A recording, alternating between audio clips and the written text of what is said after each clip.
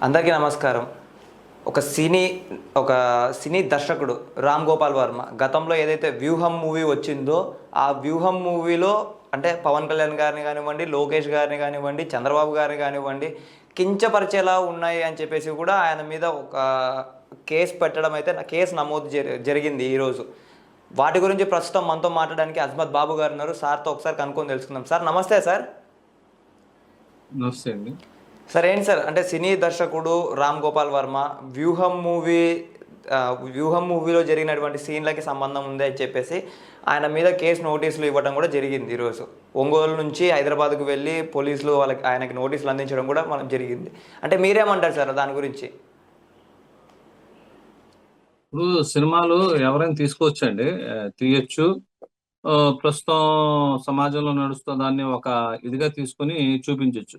కానీ 'రామ్ గోపాల్ వర్మ' అనే వ్యక్తి ఆహ్, ఈ లోకేష్ గారి మీద గాని, పవన్ కళ్యాణ్ మీద గాని, మన అధినేత నారా చంద్రబాబు నాయుడు గారి మీద గాని, తెలుగుదేశం పార్టీని టార్గెట్ చేస్తూ, విషం చిమ్ముతూ, జగన్మోహన్ రెడ్డిని సాటిస్ఫై చేయడం కోసం వాళ్ళ క్యారెక్టర్‌ని నెగెటివ్‌గా చూపిస్తూ, లేనిది ఉన్నదట్టు చూపిస్తూ, ఉన్నది లేదని చూపిస్తూ ఆ సినిమా తీసి వాళ్ళ ఫోటోలను కూడా వాల్ పోస్టర్‌లో ఒక భయంకరమైన కొమ్ములున్న వ్యక్తుల్లాగాను చెప్పకూడదులే. ఆ టైప్‌లో మనోడు మార్ఫింగ్ చేసి పెట్టడం జరిగింది. అయితే మన కార్యకర్తలు ఊరుకోరుదండి. అందుకని చెప్పేసి ఆహ్, అటువంటి వ్యక్తి మీద చర్యలు తీసుకోవాల్సిన అవసరం ఉంది.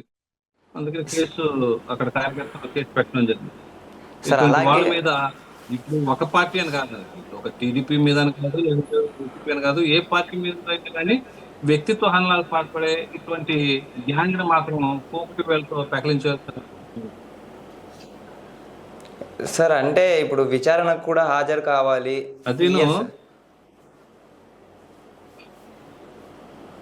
చెప్పండి సార్. చెప్పండి సార్.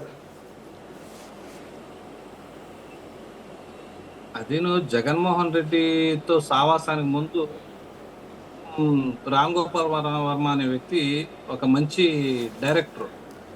ఎప్పుడైతే జగన్మోహన్ రెడ్డితో సావాసం చేశాడో అతను కూడా పొలైట్ అయిపోయి ఈ రకమైనగా వెర్రి చేష్టలు, వెర్రి వేషాలన్నీ వేసి తన యొక్క వ్యక్తిత్వాన్ని కించపరుచుకొని, దిగజార్చుకొని ఎదుటి పార్టీ మీద ఈ రకంగా విషం చిమ్మటం అనేది అతను దిగజారిపోయిన వ్యక్తిగా మనం చూడాల్సి వస్తుంది. సార్ ప్రకాశం జిల్లా మద్దిపాడులో వచ్చేసి నవంబర్ 19వ తారీఖు విచారణకి రావాలి పిఎస్‌లో అని చెప్పేసి కూడా ఆయనకి నోటీసులు ఇవ్వడం అయితే జరిగింది.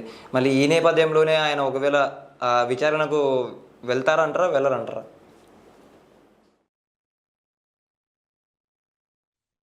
విచారణకైతే వెళ్ళాల్సిన అవసరం ఉంది. వెళ్ళకుండా ఉన్నట్టయితే ఫర్దర్‌గా ఏమి యాక్షన్ తీసుకోవాలి, ఎటువంటి చర్యలు తీసుకోవాలనేది మా పోలీసు వాళ్ళు చూసుకుంటారు. ప్లస్ ఇంకోటేంటంటే గతంలో కేసులు ఇటువంటియి జరుగుతున్నాయి. హ్మ్. పోస్టులు పెడుతున్నారు సోషల్ మీడియాలో గాని, యూట్యూబ్ ఛానెల్స్‌తో గాని ఈ రకంగా చేస్తున్నారంటే పోలీసులు వాళ్ళ మీద ఎవరైతే పెట్టారో వాళ్ళ మీద చర్యలు తీసుకోకపోవడం అంటే తాడేపల్లి ప్యాలెస్ నుంచి ఆదేశాలు వస్తుంటాయి. ఎవరైతే బాధితులున్నారో వాళ్ళ మీద రివర్స్ కేసులు పెట్టడం. ఎవరైతే ఎస్సీల మీదే ఎస్సీ, ఎస్టీ అట్రాసిటీ కేసులు పెట్టడం కూడా గతంలో జరిగింది. ఇప్పుడు ఈ కూటమి ప్రభుత్వం అధికారంలోకి వచ్చిన తర్వాత ఎవరైతే ఈ యొక్క రాక్షస మూక ఉన్నారో వాళ్ళ మీద గట్టి కేసులు పెట్టి ఈ ఇటువంటి మళ్ళీ పునరావృతం కాకుండా చేస్తున్నారు. సమాజానికి ఒక మంచి మెసేజ్ పంపిస్తున్నారు. ఒకవేళ ఆర్‌జీవీ గారిని కూడా అరెస్ట్ చేసే అవకాశాలు ఏమైనా కనిపిస్తున్నాయని అనుకుంటున్నారా? ఆర్‌జీవీ అనే వ్యక్తిని గారు అని సంబంధించాల్సిన అవసరం లేదండి. ఎందుకంటే అతను ఒక దిగజారిపోయిన వ్యక్తి. సమాజం చేత వెలివేయబడ్డ వ్యక్తి. అటువంటి వ్యక్తి గురించి అతను మామూలుగా సభ్య సమాజంలో తిరగడానికి పనికిరాడు.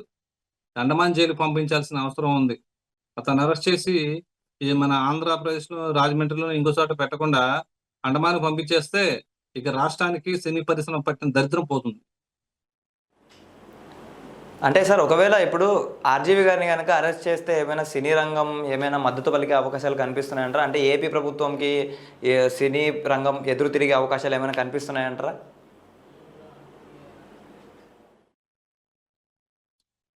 సినీ రంగానికి ఇప్పుడిప్పుడే స్వేచ్ఛ కలిగింది. ఇప్పుడే సినీ పరిశ్రమ వాళ్ళు కూడాను స్వేచ్ఛా వాయువులు పీలుస్తున్నారు. ఎందుకంటే జగన్మోహన్ రెడ్డి యొక్క 5 ఏళ్ల పరిపాలనలో సినీ నటుల్ని ఏ రకంగా వాళ్ళ సినిమాల్ని ఏ రకంగా అడ్డుకున్నారు, వాళ్ళ మీద ఎటువంటి కండిషన్స్ పెట్టారు సినిమాల మీద, ఆ హీరోలని ఏ రకంగా వాళ్ళని హరాస్ చేశారో అందరికి తెలుసు.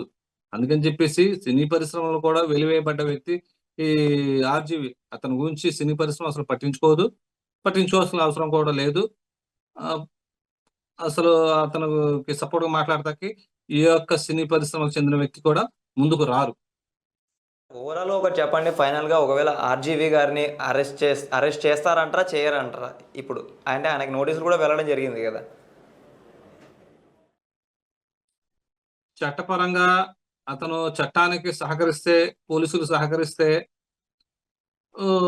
వాళ్ళు ఫర్దర్‌గా ఎటువంటి యాక్షన్ తీసుకోవాలని ఆలోచిస్తారు. లేదు సహకరించకుండా తన ఇష్టం వచ్చినట్టు బిహేవ్ చేస్తే మాత్రం అరెస్ట్ చేసి బొక్కలు తోయడం ఖాయం. సినిమాలు కాదు కదండీ! ఇది రియల్ లైఫు. అప్పుడులాగా జగన్మోహన్ రెడ్డి అధికారంలో ఉండి ఆహ్, ఇష్టం వచ్చినట్టు ఏం చేసినా గాని కాపాడుకుంటాడంటానికి కూడా లేదు. అతను తప్పు చేశాడు. సమాజంలో ఒక చీడ పురుగులా తయారయ్యాడు.